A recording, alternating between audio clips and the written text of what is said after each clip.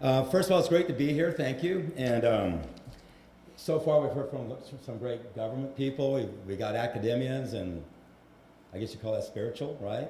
And I get to talk about business a little bit. I'm an entrepreneur, okay? And I'm going to share with you my perspective on happiness and how it can make a difference in your business, but how entrepreneurs, because I heard that question asked earlier today, how can businesses, reach out there and be a part of the equation to make this world a happier place, make a difference? And I really believe that businesses can be it, because all business is a bunch of people gathered together around a common cause. That's all it is. And great businesses have great people, and they understand their people. And if you I think this room, I'm kind of preaching to the choir here, but I think we all understand one thing, that happiness has been proven now through academia and research and clinical and brain scans and everything, that happiness is the precursor to success. That, quite honestly, most people have it backwards. They think if I get my health or my finances or my relationship, I'll become happy. And it's not true. If you just learn how to be happy, you become healthier. You have better finances. You have better relationships. So if you're a business owner, there's no greater thing you can do for your company, for your employees, than do what? Make them happy. Because when they become happy, they become what? More productive. When they become more productive, become what? You become more successful. So if happiness is a precursor to success, then a happy company is a precursor to a successful company. And so I was just interviewed by Forbes magazine, and I've been really blessed. I've had a lot of companies, and pretty much every one of them has been successful, and had just some really neat things happen in my life. And they were talking to me about that, and they asked me, what do you think is the thing that's allowed you to be successful? And everybody's always looking for the obvious thing. Well, I understood this about the market, I understood this about products, I understood this about systems, or I was in the right place at the right time, and all those things do matter. But my answer was culture. I focus on culture. I believe in people. I believe people come first, and they build companies. Companies don't build people, people build companies. And I believe culture is the most magical thing you can do. And culture is not something you just say, hey, we're going to have culture. Culture is something that comes from inside you. The CEO of a company, he has to own it. He has to believe in it. It's got to come from every fiber of who he is. But the culture is a magical thing, because what a culture does is it attracts like-minded people. When you have a positive, happy culture, what do you attract? Positive, happy people. What do? Become more productive. So culture attracts like-minded people, but the other thing culture does is repels the people who do not belong to be with you.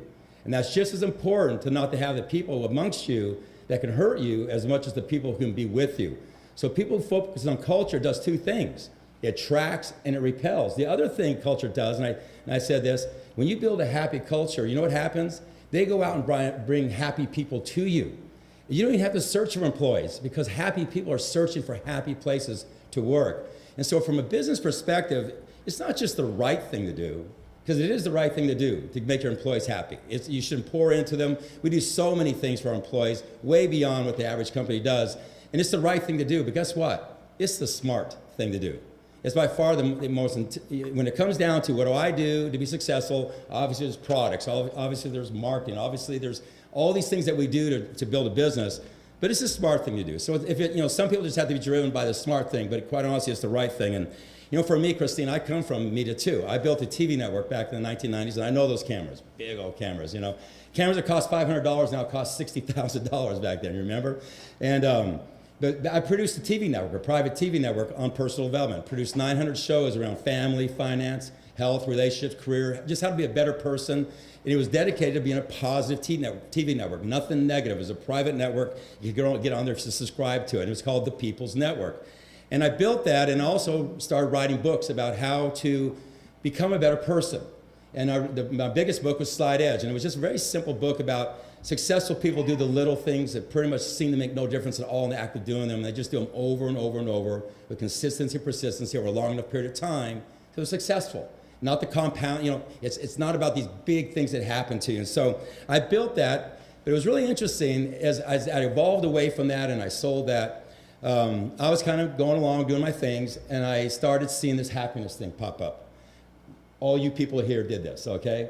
And this is about 3 or 4 years, and I go, what is this, okay? Because see, when I did personal development, I saw it as the precursor to making great people.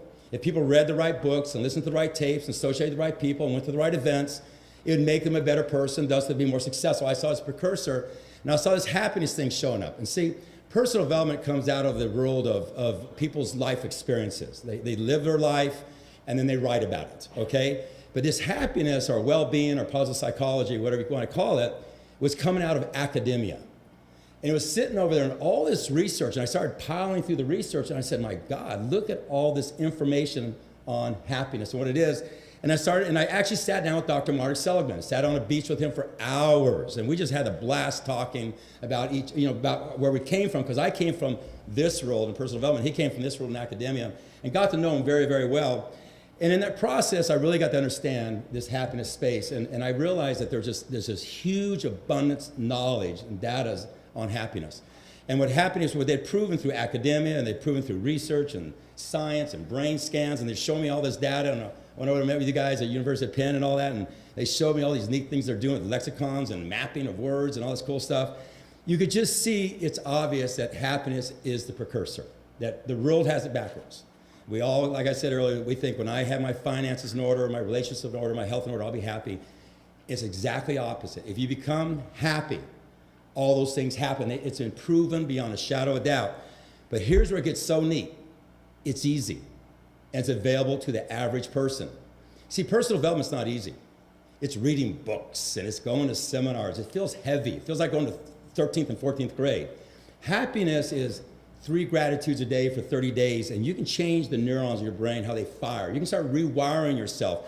You can take a grumpy old man and in 30 days turn him into a happy person. It's easy to obtain. That's when I got even more excited. That is, not only is it's a precursor, but it's easy. And you look at science, science will show you how easy it is. Go look at Sean Aker, what he wrote, and look at what you can do with that. He comes from Harvard. And there's all this great research, and it just shows you that it's a precursor, and it's easy. It's not hard. The average person, it can easily become happy. And the other thing they say, it's not about big things that happen to you. So I think a lot of people think when I win the lottery, when this big thing happens to me, when I lose 100 pounds, when I become rich, these are big things. It's not big things, it's little things that you do. And so science has proven it's the precursor. What science has proven, it's available. What science has proven is that it's little things that you do. It's not big things that happen to you. So that's when I got excited. And that's when we started Live Happy. And who was at the lunch today? Okay, Carol, you did a great job. Carol's our editor-in-chief of Live Happy magazine, and we started Live Happy Media. It was real simple. We just have one simple dream. And I say this to you, and I'm really sat here and listening to all you guys very hard today, because I don't care if you're the government. I don't care if you're the academians. I don't care if you're the spiritual leaders. And what I'm about ready to say, what we're trying to accomplish, I think you have to accomplish. I really do, okay? It begins with awareness. Everything begins with awareness, in my opinion. And what I mean by that, let's just say this could be a child in the middle of Africa in a third world country where they have access to nothing, to a person that sits in the most privileged University of Harvard, okay? It doesn't matter, okay? Let's just say this is all the information there is about happiness. Everything is out there about happiness. Okay, if that is there, but you only know about this much, how much exists in your life? This much or this much? This much. It starts with awareness. So the first thing we have to do, which you're all talking about, we have to increase awareness. Let me tell you right now, let's walk out of here, let's go down to Union Square, let's go down Times Square, let's top 100 people, and we say to them, do you know that happiness is the precursor to success? It's not the other way around, and I guarantee you it's 99.9% don't know that.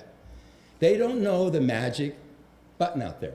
They don't know that happiness is the precursor. They got it all backwards. And we shift that awareness, and we shift that consciousness. That's when people start searching for it, because you've got to give a piece of people want to know what's in it for me, okay? So when you start telling people, and that's our goal, is to start telling them, and you can prove this. You can sit there through all the stuff out of Harvard and Beijing University, Dr. Penn, all these people saying the exact same thing. It's a precursor. So you go out and you've got to change the awareness. You've got to let everybody know happiness is a precursor. The governments need to do it. The academians need to do it. The spiritual leaders need to do it, because they don't know it. We have a secret here, okay? The second thing they need to know, quite honestly, think about this, and this is where I come from, okay? Is here's where we start with how much information is out there about happiness. But how much do they know? This much. But if they know about that much, but they can only access that much, how much exists in their life? That much.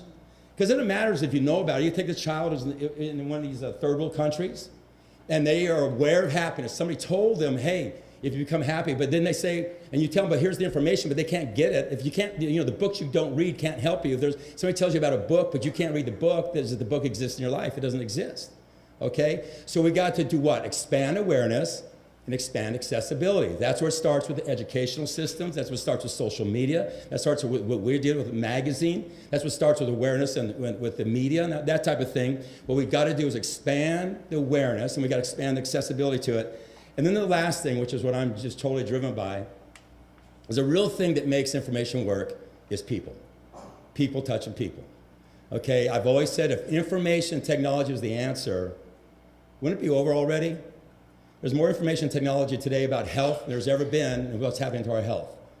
More information technology today than there's ever been about relationships and what's happening to relationships. More information technology today about finances, what's happened to finances. The truth is, over the last 10 years, information technology has exploded and the other things have gone down. Because what we've lost is people touching people. You got to expand the awareness to happiness. You got to expand accessibility, but we got to get people touching each other. We got to get people talking to each other. We got to get people coming together. And so what we're doing here at Live Happy, very simple. I'm not here to do an infomercial on Live Happy at all. But our goal is, whether it's through magazine or media or all social media and all the different things we're going to do, is expand the awareness of it, to expand the accessibility to it. But our real goal at the end of the day is, can we bring people together? For example, today, we built 30 walls around this country, the United States. And our goal next year is to have 1,000 around the world.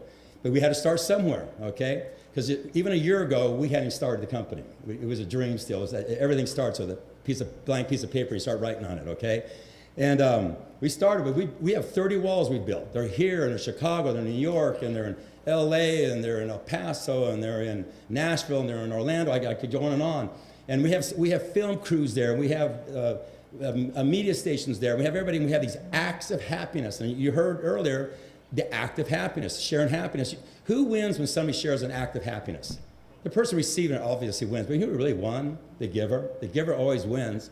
And so we have these walls, and we have people out there, and they're orange shirts and the acts of happiness shirt, and they're asking people to share their act of happiness, bringing people together, creating awareness, getting them part of that. And so, what we're just trying to do is anything we can do creatively to bring people together to not only expand their awareness, not only expand their accessibility, but expand their relationships in that. Because at the end of the day, the biggest thing that happened to you was the relationship that happened to there. Relationships, to me, it's everything. I heard this a long time ago, and I've always believed this, that two minds create a third, more powerful mind. What I mean by that is, have you ever been in a conversation, you go to some place you can't go to by yourself? You always do. I mean, the brilliance is always in a conversation. I sit by myself and I'm pretty stupid. But in a conversation, I get somewhere, okay? And but two people being happy become a third more happy person, quite honestly, okay? And so, back to another spiritual leader, Dalai Lama. Dalai Lama just last year, or 2 years ago, was on his birthday talking to the youth of today, and talking about how they need to be happy, that this needs to become the happy generation. And he said something that he says everything better than I could say, but he said, it comes down to, at the end of the day, you can peel everything back, and there's just two emotions that are going on, two things that we're striving for. One is to avoid pain, and one is to become happy. It's that simple. And when I look at people out there, it's really simple. I kind of divide it that there's either givers or takers. And I'm not trying to be negative here, but pretty much there's givers and takers, okay? And how I find takers to be is they're people who live in scarcity. Takers are people who think there's not enough. Givers live in abundance. They can't give enough. Mother Teresa was a giver, okay? They're givers. Givers are in abundance. I believe all we have to do here is very simple, quite honestly. The United Nations here, I'm blessed to be here. I have a chance to talk to you. Universities, I can't wait. The more universities I can talk to, the more people we can talk to. I really believe all we got to do is go get the choir. We go get the choir, then we'll get the congregation. There's a lot of people out there who are givers. Good, beautiful people. And they're very abundant thinking. And they don't know the first thing about happiness. They don't know it's the precursor. They don't know that it's easy. They don't know that it's little things that they do. And all we got to do is just go out and get the choir. Go get the believers. Go get the people who are the givers, the people who are the abundant thinkers. Get them to become more aware of happiness, become more accessible to happiness, and make them part of the process. And if we do that, very simply, I think we explode happiness. It's not that complicated. Same thing I got to do to build a great corporation is the same thing an educational system's got to do, the same thing a government's got to do, the same thing a spiritual leader's got to do, is we got to bring people together and make them part of the process. So with that, God bless you all. Thank you.